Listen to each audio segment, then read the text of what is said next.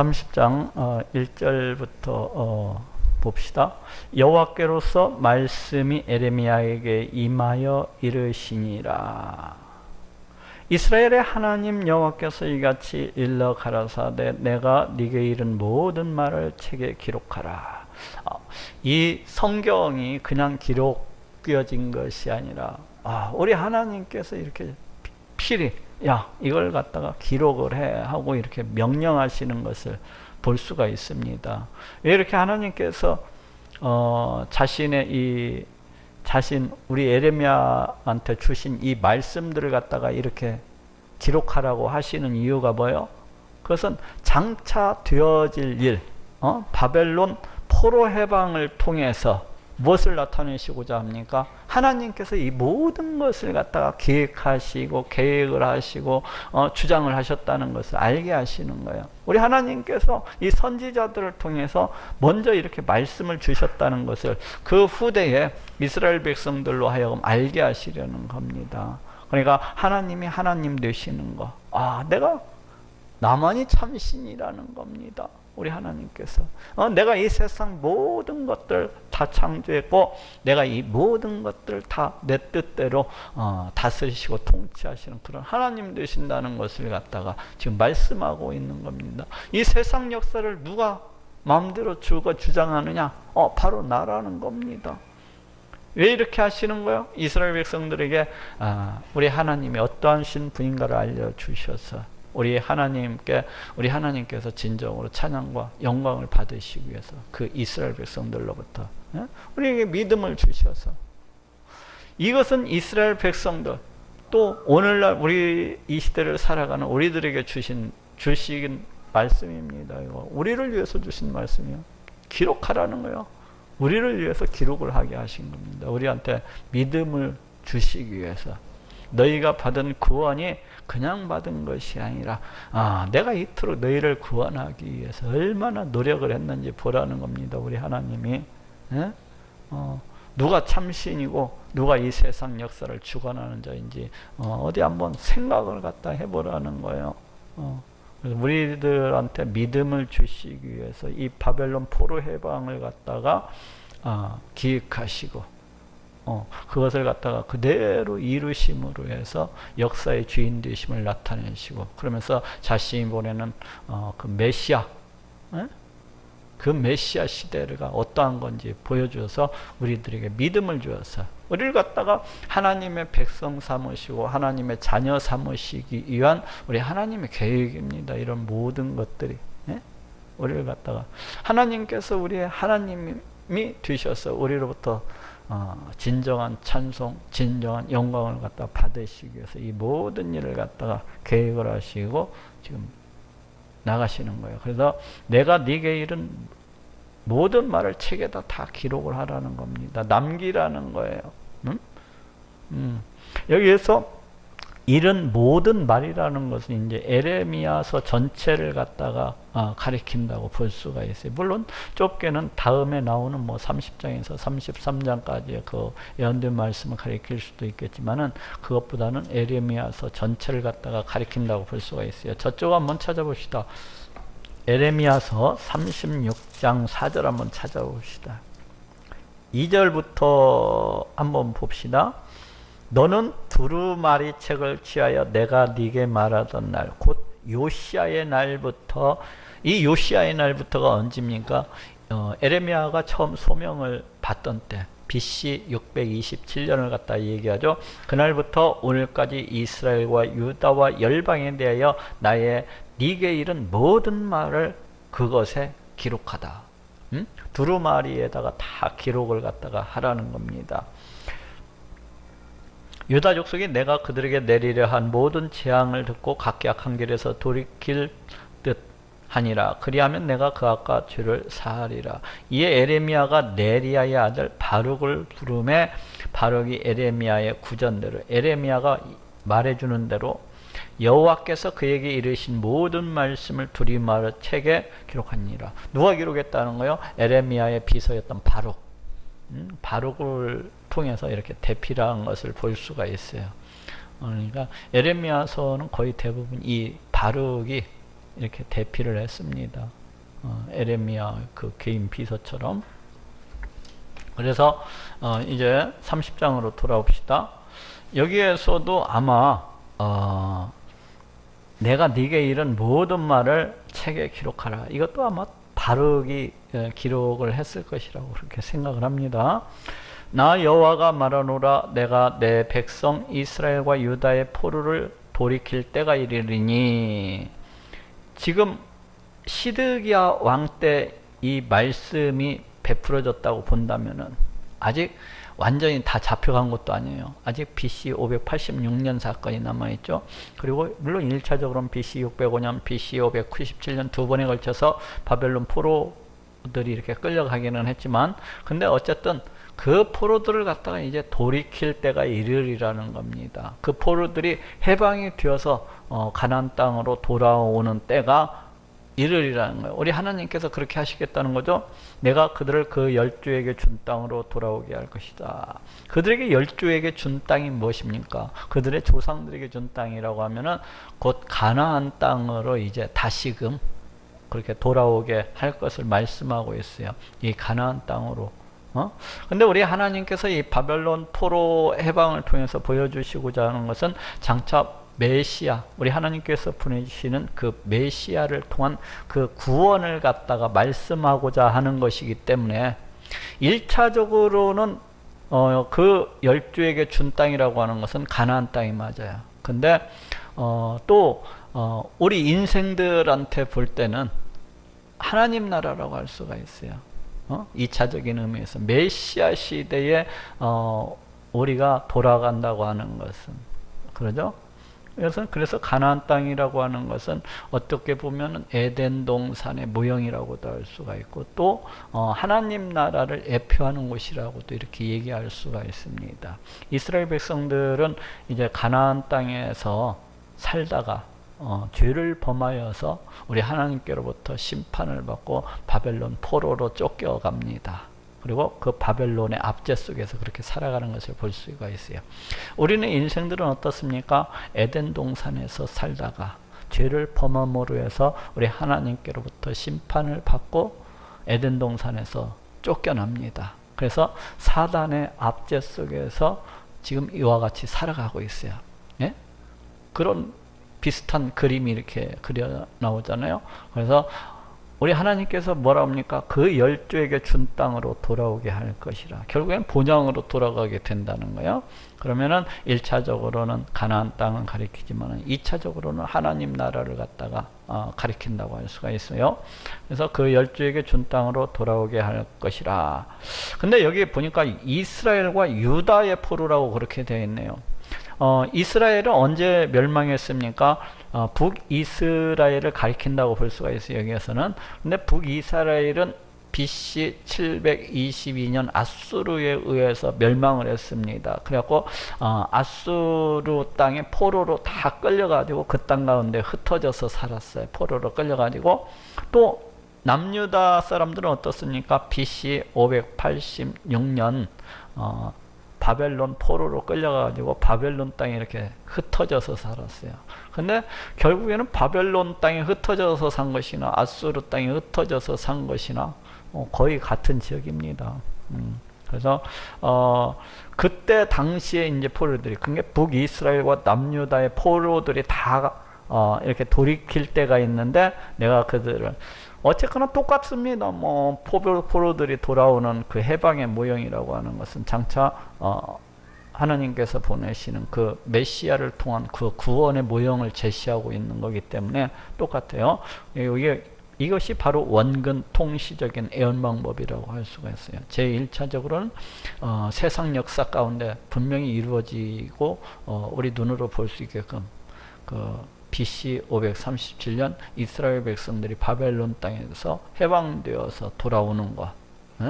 그렇지만은 궁극적으로는 메시아 시대, 우리 하나님께서 보내시는 그 메시아를 통해서 인생들이 사단의 압제에서 해방되어서 우리 하나님께로 돌아오는 것. 그 그림이죠. 그들이 그것을 차지하리라. 돌아오는 자들이 가나안 땅을 차지하리라는 겁니다. 돌아오는 자들이 하나님 나라를 차지하게 되는 겁니다. 여호와의 말이니라. 여호와께서 이스라엘과 유다에 대하여 하신 말씀이 이러하니라. 여호와께서 이같이 말씀하시되 우리가 떨리는 소리를 들으니 두려움이요 평안함이 아니로다. 우리 하나님께서 지금 말씀하시고 계세요. 하나님께서 우리가 하고 말씀하고 있습니다. 이것은 삼위일체 하나님 되심을 갖다가 암시해주고 있다고 볼 수가 있겠죠. 그러니까 우리가 하고 이렇게 복수로 이렇게 1인칭 복수로 써지고 있는데, 저쪽 한번 찾아봅시다. 창세기서 1장 26절. 창세기 1장 26절. 여기도 제가 한번 읽어볼게요. 창세기 1장 26절. 하나님이 가라사대 우리의 형상을 따라 우리의 모양대로 우리가 사람을 만들고 그리고 바다의 고기와 공중에서 육축과 온 땅과 땅에 기는 모든 것을 다스리게 하자 하시고, 여기 보니까 하나님께서 우리 사람을 갖다가 만드시는데 어떻게 만들어요? 우리의 형상을 따라 우리의 모양대로 우리가 사람을 만들고 하고 말씀을 하고 있어서요. 여기에서도 지금 삼위일체 하나님을 갖다가 이와 같이 암시해주고 있습니다. 성부, 성자, 성령 삼위일체 하나님을 갖다가 암시해주고 있어요. 근데 지금 이쪽 에레미야 이제 본문으로 돌아봅시다. 여기에서도 우리가 들었다는 거예요. 우리가 떨리는 소리를 들으니 우리가 들었다는 거죠. 우리 삼위일체 하나님이심을 암시해 주고 있습니다. 하나님께서 들으셨다는 거예요. 떨리는 소리라고 하는 것은 사람으로 하여금 그 떨리게 하는 소리를 갖다가 들었다는 거죠. 그래서 이스라엘 백성들이 이제 바벨론 땅에 포로로 끌려가고 뭐 화롭게 잘 먹고 배 터지게 잘 살았게 했습니까? 그 땅에서 온갖 고난과 온갖 핍박과 온갖 환난 속에서 그와 같이 살아났어요. 그 이방인들의 핍박 속에서, 이방인들의 그 압제 속에서 때로는 자기의 와이프도 뺏기고 때로는 자기의 자녀들도 뺏기고 이러면서 그와 같이 살아갔을 거라는 거예요. 그리고 그들이 겉들어 보면은 창과 칼로 위협을 하면서 이와 같이 종처럼 그렇게 살아갔지 않았겠습니까? 그런 떨리는 소리, 이스라엘 백성을 갖다 떨게 하는 그런 소리들을 갖다 우리 하나님이 들으니까 두려움이요 평안함이 아니로다. 그렇죠? 이것은 우리네 인생들에 겹쳐 보면 어떻습니까? 에덴 동산에서 쫓겨나고 지금 이 땅을 살아가는 인생들의 모습이 바로 이스라엘 백성들의 모습이 아닙니까? 포로로 끌려가 있는 그 포로로 끌려가 있는 이스라엘 백성들의 모습이 우리의 인생들의 모습이라고요. 사단의 압제 속에서 온갖 고통과 환난과 그 핍박 속에서 살아가고 있는 우리 인생들의 모습이거든요. 늘 그러면서 두려움 속에서 염려와 근심과 걱정 속에서 깜짝깜짝 고난과 환난이 닥쳐오기 때문에 놀라면서 그렇게 살아가고 있지 않습니까? 그것이 우리 인생의 모습이거든요. 하나님을 떠난 인생의 모습. 평안함이 아니로다. 우리 하나님 안에 있을 때는 그 인생이 우리 하나님 안에 있기 때문에 우리 하나님의 지키심과 보호하심 속에서 우리 하나님의 채워주심 속에서 그 사랑 안에서 평안을 누리고 그렇게 살아가는 것이 인생인데, 하나님을 떠난 인생의 그 결국이 뭡니까? 두려움이라는 거죠. 두려움. 너희는 자식을 해산하는 남자가 있는가 물어보라. 그렇죠. 자식은 누가 낳습니까? 대체로 여자들이 낳지 남자들이 낳지는 않아요. 근데 이 그 바벨론 포로에 끌려가 있는 이스라엘 백성들의 그 고통을 갖다가 마치 남자가, 어떻게 보면 남자다고 하는 것은 결코 그 뭐라고 나올까, 두려움이 없이 담대하게 뭐 이렇게 살아가는 모습, 당당하게 그걸 생각할 수 있는데, 여기서 보면 남자들이 마치 해산하는 여인같이 고통스러워 가지고 자기 허리를 잡고 그 얼굴빛이 막 창백하여 보이면 어쩌니요. 이게 바벨론 포로로 끌려가 있는 이스라엘 백성들의 그 고통을 갖다가 해산하는 그런 고통에 이렇게 비유하고 있는 것을 볼 수가 있습니다. 이것이 바로 우리 인생들이 살아가는 그런 모습이기도 합니다. 우리는 인생들이 살아가는 모습이 되기도 해. 해산하는 그 여인의 고통처럼 이 땅 가운데 살아가면서 온갖 고난과 환난과 핍박과 두려움과 그 속에서 살아가지 않습니까? 늘 그래서 염려, 근심, 걱정이 떠나지 아니하는 것을 볼 수가 있습니다. 하나님을 떠난 인생들이 살아가는 모습은 슬프다 그 날이여 비할 데 없이 크니. 여기서 슬프다는 것은 뭘 말입니까? 바벨론 포로가 되어가지고 그와 같이 온갖 고통과 온갖 염려와 근심과 두려움 가운데서 살아가는 그날, 포로가 된 날, 그날이 비할 데 없이 크니. 그 고통과 그 환난의 아픔이라고 하는 것은 비할 데 없이 그 무엇에도 비할 데 없이 이렇게 크다는 겁니다. 인생에 당하는 이런 우리의 모습이기도 하고, 이는 야곱의 환난의 때가 되미로다마는, 야곱이 환난을 당하는 그런 때가 되미로다마는 그가 이에서 구하여 냄을 얻으리로다. 그와 같은 그 비할 데 없는 그런 고통 가운데에서 이스라엘 백성들이 이제 구하여 냄을 얻으리로다. 우리 하나님께서 그들을 갖다가 구원해 내실 것을 갖다가 말씀을 하고 있습니다. 우리는 인생들이 온갖 고난과 환난과 핍박과 사단의 핍박 그 압제 아래서 그렇게 살아가는데, 우리 하나님께서 구하여 내실 것이다 하고 구하여 내실 것을 갖다 이렇게 말씀을 하고 있습니다. 만군의 여호와가 말하노라. 그날에 내가 네 목에서 그 멍에를 꺾어버리며. 그날에는 이제 회복의 날, 해방의 날이라고 할 수가 있겠죠. 바벨론 포로에서 해방되는 날, 메시아 시대로 조망해서 보면은 우리 예수 그리스도에 의해서 이제 회복되고 해방받는 날이라고 할 수가 있겠습니다. 내가 그 목에서 멍에를 꺾어버리려. 누가 꺾나? 우리 하나님께서 꺾어버리시겠다는 겁니다. 그 멍에라고 하는 것은 억압, 구속, 그 핍박, 뭐 이런 거, 사단의 압제, 이걸 갖다가 이제 상징한다고 해요. 1차적으로는 바벨론 사람들의 그 이방인들의 압제, 뭐 이런 걸 생각해 볼 수가 있겠지만은, 메시아 시대와 관련해서 보면은, 그 사단의 압제, 하나님과 하나님의 백성을 대적하는 자들의 하나님 백성을 갖다가 못 살게 구는 거, 뭐 이런 거 다 포함이 되겠죠. 멍에를 꺾어버리며 네 줄을 끊으리니. 그러니까 이스라엘 백성들은 마치 농부가 황소에다가 멍에를 지우고 줄을 갖다 하면서 이러 하면서 끌고 다니면서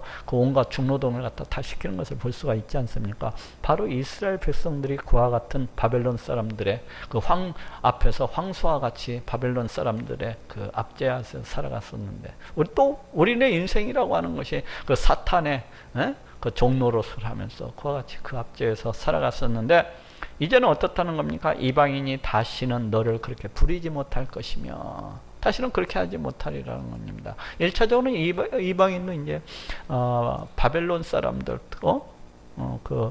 압제자들을 갖다가 가리키는 말이죠. 그렇지만 궁극적으로는 그 사탄 마귀와 그 사탄 마귀를 갖다가 쫓는 그 무리들이라고도 볼 수가 있어요. 다시는 우리 하나님의 백성은 사탄 마귀의 그 어떤 압제를 갖다가 받지 않습니다. 우리 하나님께서 구원하시는. 이방이 다시는 너를 부리지 못할 것이며. 여기 참 다시는 이라는 말도 참 재미있어요. 어떤 사람들은 우리가 받은 구원이 뭐 그냥 그 사람의 어떤 행함에 따라서 그냥 이렇게 구원을 받을 수도 있고 안 받을 수도 있는 것처럼 그렇게 얘기하는 사람들도 있습니다. 비록 그 교회에 나와서 구원을 받았지만 너희가 행실을 갖다가 잘 못하면은 구원을 갖다 잃어버릴 수도 있다. 그렇게 가르치는 사람들이 있잖아요. 근데 그건 자기가 자기 힘으로 이렇게 구원을 얻는다고 생각을 하기 때문에 그런 얘기들을 하는 겁니다. 자기의 어떤 공로, 자기의 의를 갖다가 주장하는 것도 똑같거든요. 그것이 자기의 공로, 자기의 의를 갖다 주장하는 것도 똑같아요. 근데 우리의 구원은 순전히 하나님의 은혜고 하나님의 사랑 가운데서 이루어지는 것을 갖다 보게 됩니다. 우리 하나님께서 다시는 너를 부리지 못할 것이며 하면은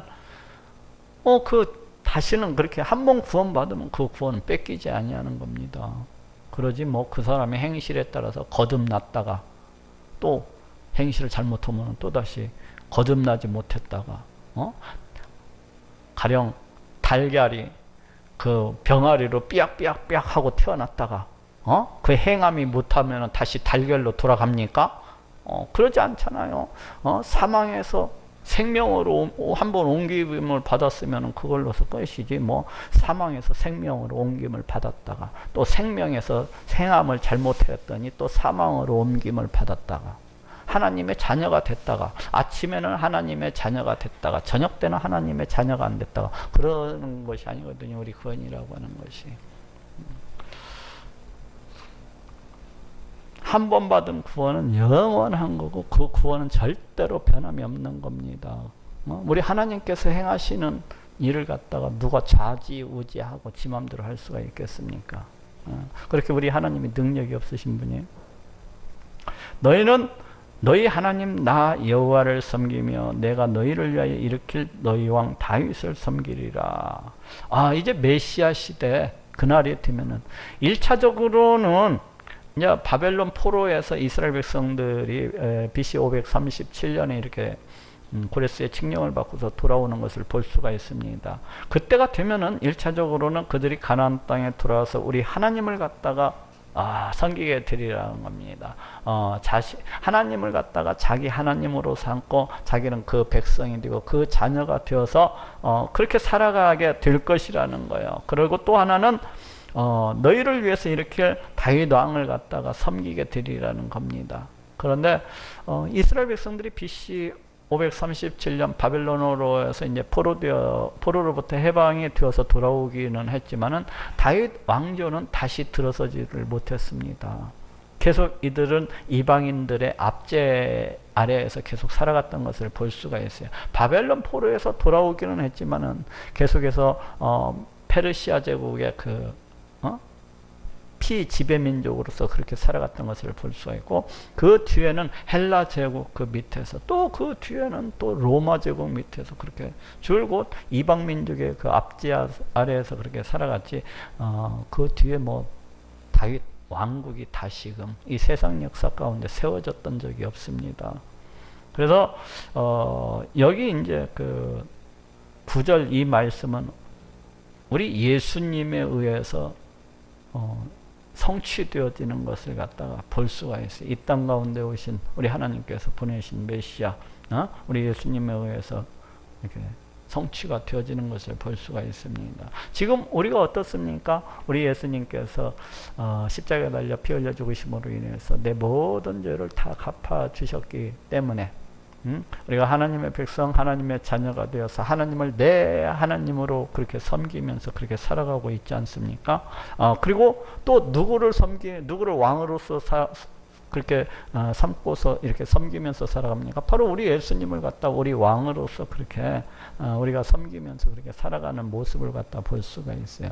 근데 여기 이제 너희 왕 다윗을 섬기리라 이렇게 말하고 있어요. 이 다윗 1차적으로는 이 다윗이라는 말에서 우리가 사무엘하 7장 12절 13절에 나오는 그 다윗 언약을 갖다가 이렇게 생각해 볼 수가 있습니다. 예? 이 다윗을 통해서 그때 우리 하나님께서 사무엘하에서 뭐라고 합니까? 다윗 왕국을 영원케 하고 견고케 할 것을 갖다가 말씀하고 있는 것이에요. 누구를 통해서? 다윗의 자손을 통해서. 그래서 여기에는 너희 왕 다윗이라고 하는 것은 다윗의 자손으로서 이 땅 가운데 오시는 메시아를 갖다가 상징한다고 할 수가 있어요. 이 다윗이 이 땅 가운데 오시는 메시아, 다윗의 자손으로서 이 땅 가운데 오시는 메시아. 근데 성경에서는 참으로도 놀라울 정도로 이 다윗과 우리 예수님을 갖다가 동일시하면서 이렇게 쓰여지고 있는 구절들이 참 많아요. 그 얘기는 무엇을 얘기해 주고 있습니까? 다윗을 우리 하나님께서 예수 그리스도를 예표하는 자로서 세웠다는 것을 알게 해줘요. 다윗을 우리 예수님을 갖다가 예표하는 자로서 세웠다는 것을 알 수 있게 해줘요. 그래서 다윗의 그 삶을 통해서, 다윗의 인격을 통해서, 다윗의 말을 통해서, 다윗의 그 어떤 환경을 통해서 장차 이 땅 가운데 오시는 메시아를 갖다가 우리 하나님께서 보여주고 있는 겁니다. 시편에 보면 참 그런 것이 많아요.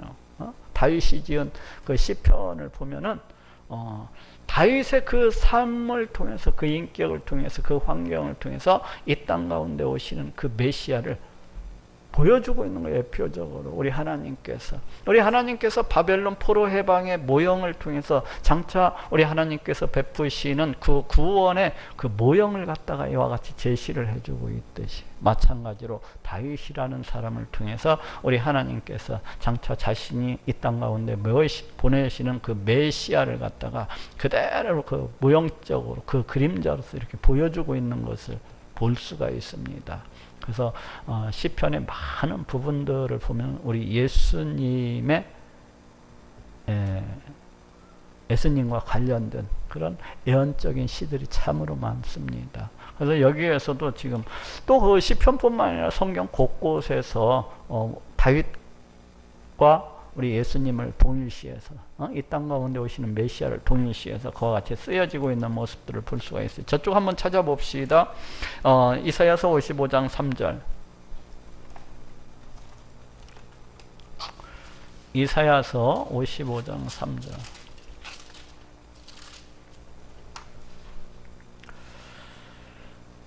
제가 읽어볼게요. 너희는 귀를 기울이고 내게 나와 들으라. 그리하면 너희 영혼이 살리라. 내가 너희에게 영원한 언약을 세우리니. 우리 하나님께서 장차 이제 메시아 때에 때가 되면 영원한 언약을 세우리니. 이게 무슨 언약입니까? 바로 예수님에 의해서 세워지는 그 새 언약을 말합니다. 새 언약을 다윗에게 허락한 확실한 은혜니라. 여기에서도 지금 다윗과 이 땅 가운데 오시는 우리 예수님은 거의 동일시해서 이와 같이 쓰여지고 있는 것을 볼 수가 있습니다. 예? 그러면서 무엇을 암시해주고 있어요? 지금 사무엘하 7장 12절 13절에 나오는 그 다윗 언약을 갖다가 이와 같이 은근히 암시를 해주고 있습니다. 그래서 장차 이 땅 가운데 다윗의 자손으로서는 메시아가 오게 되면은 영원 언약, 새 언약을 갖다가 세우실 것을 말씀하고 있는 것을 볼 수가 있어요. 내가 그를 만민에게 증거로 세웠고 만민의 인도자와 명령자를 삼았느니. 누구를 갖다가? 다윗을, 이 땅 가운데 오시는 메시아를 만민에게 증거로 세웠다는 거예요. 만민의 인도자와 명령자를, 인도자와 명령자라고 하는 것은 만민의 왕으로서 세웠다는 것을 갖다가 이렇게 알게 해줘요. 네가 알지 못하는 나라를 부를 것이며, 여기서 나라라고 하는 것은 백성이라는 그런 의미를 갖고 있어요. 그래서 이 메시아 시대, 이제 다윗의 자손으로 오는 이 메시아가 되면은 이제 세상 만민들이 이렇게 몰려오게 될 것을 갖다가 말씀을 하고 있습니다. 자, 저쪽 한번 또 찾아봅시다. 에스겔서 34장 23절. 에스겔서 34장 23절.